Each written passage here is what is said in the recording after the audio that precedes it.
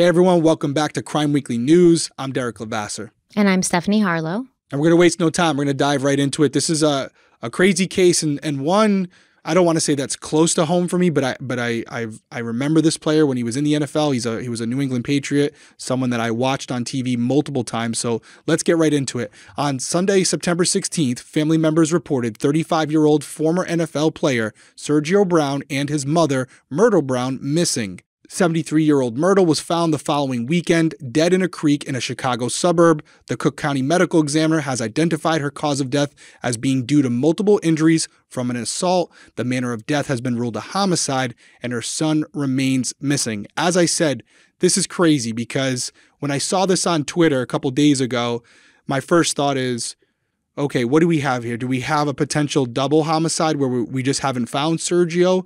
But also the thought has crossed my mind without knowing any further details. Could this be a situation where Sergio's responsible for her death and he's on the run? I don't know what we have here. I haven't looked into it any more than that. So Stephanie, fill us in. Yeah, so those are obviously the two options that went through my head too. Like, was this some external force that was after Sergio and ended up, his mother got caught in the crosshairs and now they have Sergio? Or did Sergio do this? And some new reports coming out from a neighbor may give us a better indication of what happened here. Okay, I didn't even know. Yeah, did not know about this. Yeah, well, actually, Sergio Brown is a little bit close to home for both of us because he played between 2010 and 2016, not only for the New England Patriots, but also the Indianapolis Colts, the Jacksonville Jaguars, and the Buffalo Bills, which is my hometown football team. Yeah, but they weren't very good back then, so we don't count that. But yeah, they're good. The Bills now. Are not good now, dude. they're better now. They're struggling, but yeah, I digress. But back then, Buffalo was just us Buffalo every year. So I mean, the Buffalo Bill slander will get me some stuff in the comments for sure. Shout out to all the Buffalo Bills fans out there. I know that there's a lot, and I know that they're diehard, but I will say, you guys dive on tables for fun. Damn, they've been losing a lot of fans because every time they get to the Super Bowl, they always fumble it. Every time. You ain't wrong. Haven't been to the Super Bowl in a long time. So, yeah. So what's really happening here? Well, Sheila Simmons, that's Myrtle's sister, she claims that she had just talked to Myrtle on September 14th around 3 a.m. and Myrtle said that Sergio was missing. So this kind of made me think like, well, Sergio was already missing at this point, so how could he be responsible for her death? But maybe he came back because, I don't know what's going on here because Sheila Simmons said that she went to Myrtle's home in Maywood and found that something's out of place. And she said, quote, "We're going to find out what happened because it's not normal for my sister to not answer her phone, not to respond to text messages. People have been reaching out to her since Friday. Now I get the call this morning saying that she's missing. So immediately I came out here to find out my sister is dead," end quote. So a neighbor has claimed to have seen both Sergio and Myrtle in person on Thursday.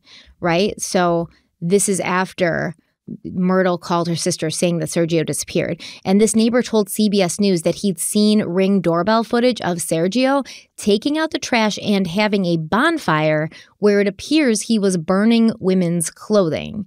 He also said that family members have told him that Sergio has not been himself the last few months. He was out of his mind.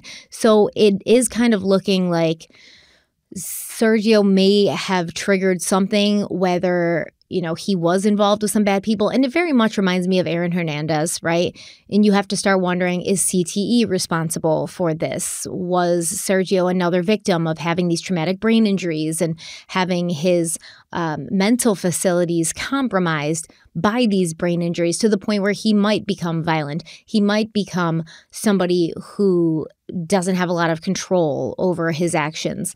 Did he do something to his mother? Had they gotten in a fight? I mean, he's seen on Ring doorbell footage taking out the garbage and then having a bonfire where it appears he's burning women's clothing. So what are we supposed to think here? Yeah, well, there's a few things as investigators we have to do in this case. So first off, we're going to talk to family and friends. And we're going to get the inside scoop as far as Sergio's concerned. What was going on with him over the last couple months? Did he say or do anything that would suggest he was going through something, maybe experiencing something that was out of character for him in the past? That's number one. Then they're going to go through his digital evidence, all the digital data he has. Look at his phone search history. Look at his internet search history from his computer. See the places he was frequenting based on his credit card receipts. Try to get an understanding of who Sergio Brown was as a person right before this incident? What were some of the things that he was thinking about, searching for, to have a better understanding of the person they're not only looking for now, but understanding if he could be responsible for the death of his mother. Then they also want to find out about the dynamic between the two of them. What type of witness statements, what type of reports do they have as far as any type of disturbance between the two of them over the last couple weeks, last couple months that may have led to where we are today. And then finally, you want to look at both Sergio and Myrtle as far as their interactions with people in the community. What was Sergio involved in any type of gambling, any type of drug activity? Same thing for Myrtle. Was there anything gang activity, stuff like that? Yeah. Were they hanging around or frequenting anybody who was a suspicious or nefarious character who may be responsible for both of their deaths? Because I do want to emphasize here, Sergio, we don't know where he is right now. And it's very possible that he's a victim in all of this as well. Stephanie and I do not have a single clue either way. Obviously, this is a really new, open investigation, so there's a lot more that the police department knows than what we're able to report here tonight. But ultimately, they're going to go through all that, and they're going to try to create a picture of what Sergio's life was over the last couple months and what Myrtle's life was over the last couple months. And then they're going to look at the incidents in place. You mentioned a couple things here, and I always get a little skeptical about the accounts. So with Sheila, she's saying that she called Myrtle on the 14th to say that Sergio was missing, or did Myrtle call Sheila? It looks like Myrtle called Sheila. Okay, Myrtle called Sheila to say, hey, Sergio's missing. So I wonder if this person, this neighbor who said that they saw Sergio after this call, or allegedly after this call, if they're mistaken by the date, right? Because if he's missing on the 14th and this neighbor had claimed... No, so she called Sheila at like 3:30 in the morning. Yep, 3 a.m. On the 14th technically, but it would have been like, very late Wednesday night. And then the neighbor says he saw Sergio and Sheila both on Thursday, right? Right, so that's after Myrtle reported that her son was missing to Sheila. Or did he come back? See, I don't think he did. Okay. See, I don't think that would make a lot of sense for him to come back. But for the sake of this, who's to say you're wrong, But Sheila's still alive, though. When she's you mean talking Myrtle's to still sister. alive? Yeah, Myrtle's still alive when she's talking to her sister Sheila.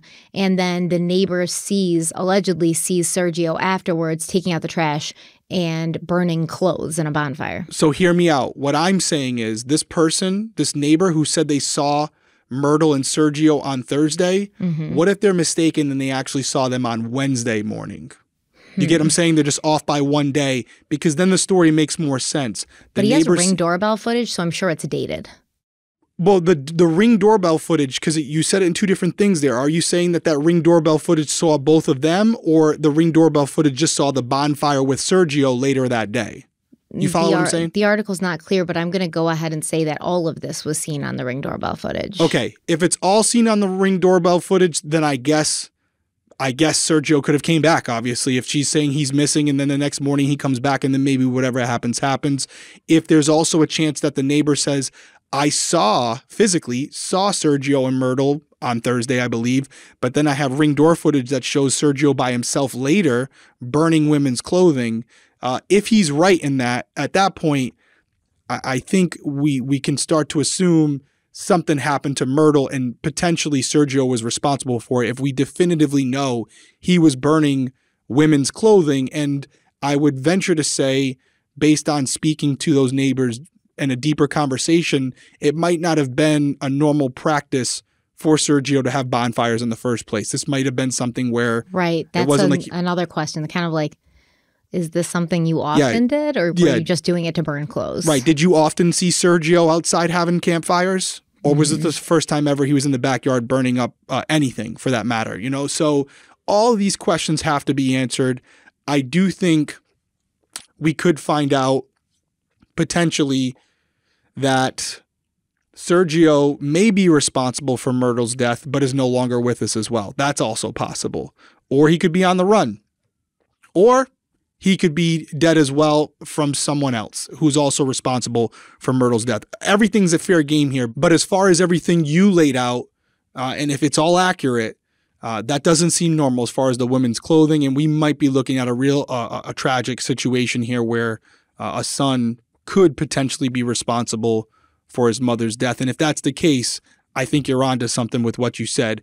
We have a lot of these incidences now where we're finding that former NFL players are undiagnosed with CTE, and it's causing them to do some really, really horrible things and acting out in a violent manner with very little cause.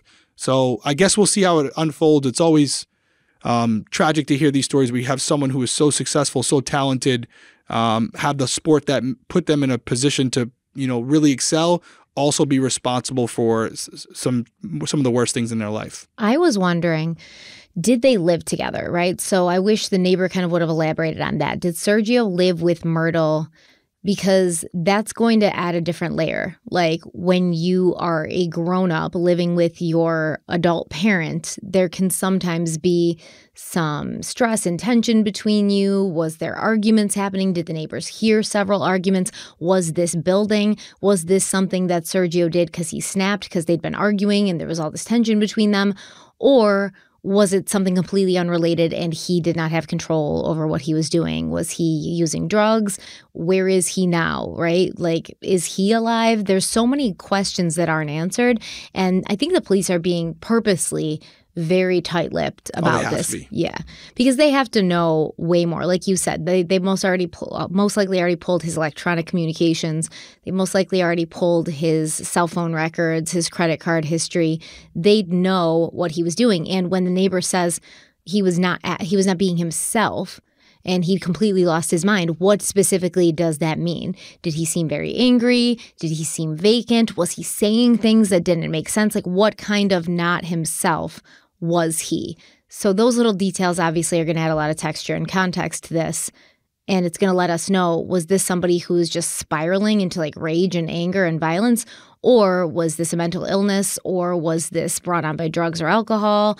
Or was he afraid because he knew somebody was after him? As we saw with Aaron Hernandez, these ball players, especially when they're starting off and they're young, they can sometimes fall in with the wrong crowd because they got a lot of hangers on. They got people who all of a sudden want to, be in the champagne room and be in the VIP lounge. And so they'll kind of like gravitate around these young guys who suddenly have fame and money, and they will kind of develop a group of friends that maybe isn't the best, not the best as far as, like maybe they're criminals or maybe they're into something.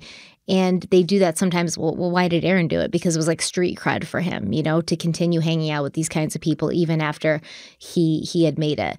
So is that what happened with Sergio? Were there people after him? Did he owe people money? Was what happened to his mother a sign to him, supposed to send a message to him, and he got the message and he took off so that he wasn't next?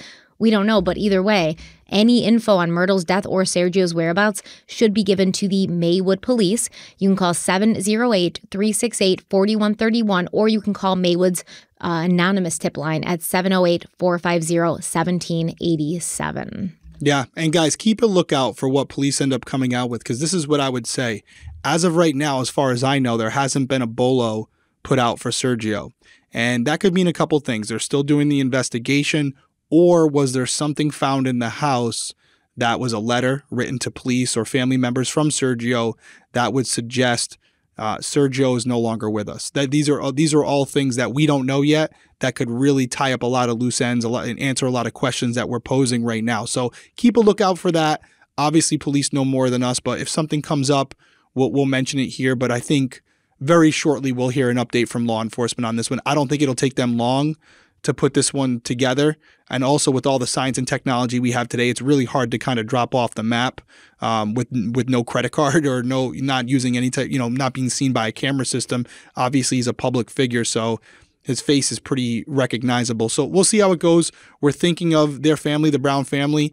Obviously, they've lost one person and they potentially lost two family members. So our thoughts go out to them, and we'll be thinking of them, and we'll keep you guys updated on the case. Any final words from you, Stephanie? No, that's it. Okay. Just hoping that Sergio is not responsible for this and hoping that he's okay. Of course. Couldn't agree more. Guys, everyone stay safe out there.